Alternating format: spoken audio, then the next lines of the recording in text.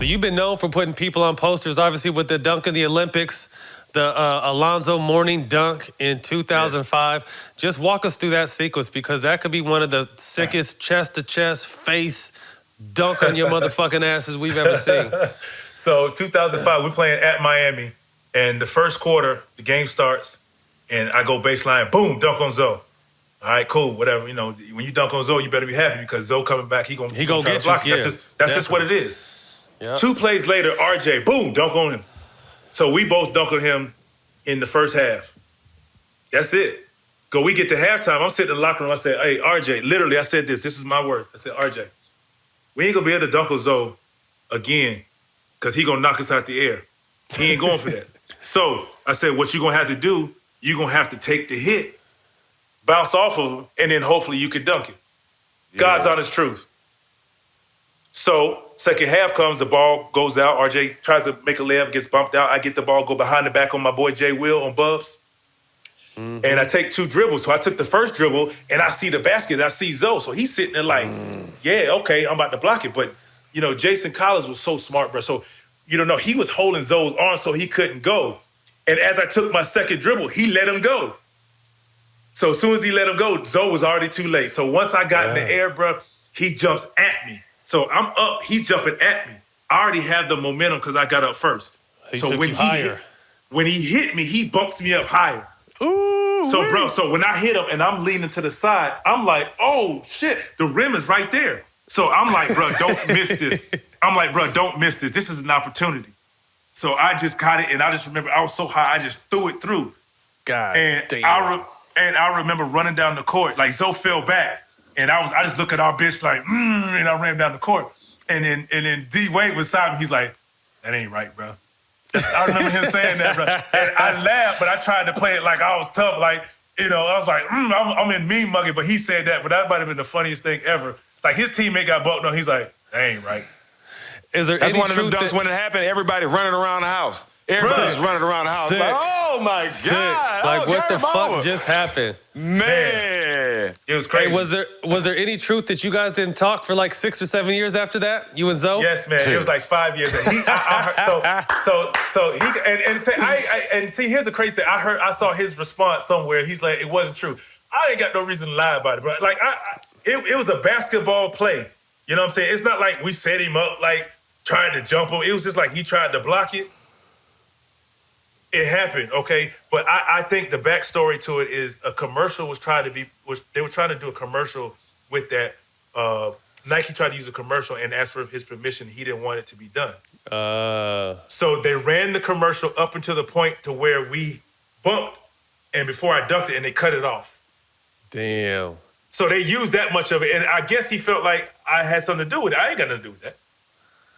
Man, that ain't the first time you've been dunked on. You've been dunked on by everybody, bro. Yeah, and I dunked on him my rookie year, and I flexed on him. Like, he's like, young fella, calm down. That's how young fellas get hurt. I was like, my bad, bro. I done dunked on you, though. You know what I'm saying? Like, I ain't stopping. You know what I'm saying? It was one of them type of things. So leading up to it was like 5 years. So All-Star Game in Orlando. Right. All-Star Game in Orlando is I hosted a dinner for Obama at my house. And guests are coming in. It was only 70 people. Doorbell ring, door open. You know, somebody opened the door, and I'm sitting at the front, like, greeting people, and I see Zoe. I was like, okay, so how we gonna play this one? Because he ain't talked to me in all these years. Like, you gonna walk up in my house, walk by me and say, what's up, keep going or not? Like, so I don't know. So I'm just waiting to see how it plays out. Because, you know, it's like, all right, clearly you don't want to talk for whatever reason, so it's all good. Because, all right, prior to, we sat in a restaurant in Miami at Prime 112, and see each other, and he didn't speak. Maybe he didn't see me or not. We were facing each other, but maybe he didn't see me. Whatever. So I didn't know how this was going to play out. So that's why I was like, for 5 years. And finally, when he walked in, we spoke, hugged, and it was all good. Like, we talked, it was like nothing ever happened. And I was like, cool, whatever. It is a basketball play, so it is what it is. And I didn't want him, and he probably never, I've never actually said that, but I personally think that's what led to him being frustrated or not talking to me because maybe he felt like I had something to do with that commercial, and I didn't. And?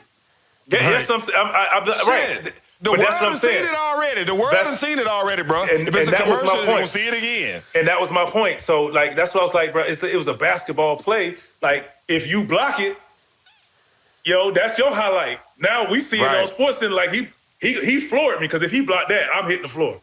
Oh yeah. Point blank. Oh, you know what I'm saying? So it is what it is. He gonna get mad again because I'm gonna make sure they edit this so we get that on the edits that we put that on Instagram.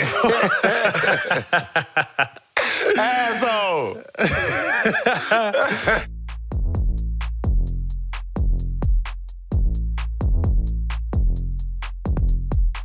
We had Vince Carter on the show a while back, and he said the dunk he had on you in Miami kind of fucked your guys' friendship up for a little bit. Y'all didn't speak for me. That's not true, man. Why is he telling everybody? He said you ain't talked to him about 5 years. No, man. First of all, I invited Vince to my golf tournament. He never came. Okay. Listen, I love Vince. You know, I love what he's done for the game. He caught me, but ask him how many times I blocked his shot. Right, no question. We know that. We know that. Absolutely. We know that. Yeah, exactly. Right. So, but he caught me. I mean, Vince was that type of guy where, and I had the ability where I would meet guys at the rim. Yeah. You know, I just meet you at the rim because I had big enough hands and I was strong enough to really just catch you because I knew you were coming. You know, I knew you were coming to the rim, so I'm gonna meet you right at the rim. I will wait for you, and sometimes it was kind of risky because you get caught sometimes. But with Vince, I went up to catch his, and he went up another level. I was like, oh. He went up another level. He went up one more level. Boom! It seemed like you knocked him up, like you knocked him up a little bit. Yeah, it was pretty nasty dunk. Yeah, I'm glad it's a little blurry now. It's not in like HD. Yeah, man. This episode is brought to you by StockX. Jack, again, we're heading out to All-Star. What are some of the StockX kicks that you're putting in your travel bag? Right on time, man. I just got a nice drop ready for All-Star. I got 2 pairs of Supreme 5s that I'm ready to bring out, man. And I also got some Travis Scott. So I'm ready for the weekend. StockX got me right. Definitely. I got the Kobe 6s, the All-Star. I'm gonna drop those in the celebrity game. I'm gonna stay in my lane, shoot a couple threes, and then go ahead and get my ass up out of there. But also, man, the Shocks and the 95s. Again, this is a partnership that I've been dreaming of for a long time, man. So really excited to be working with StockX. We'll get a chance to see all those guys and women out there at All-Star in a couple days. So make sure you guys stay locked in and laced up with StockX.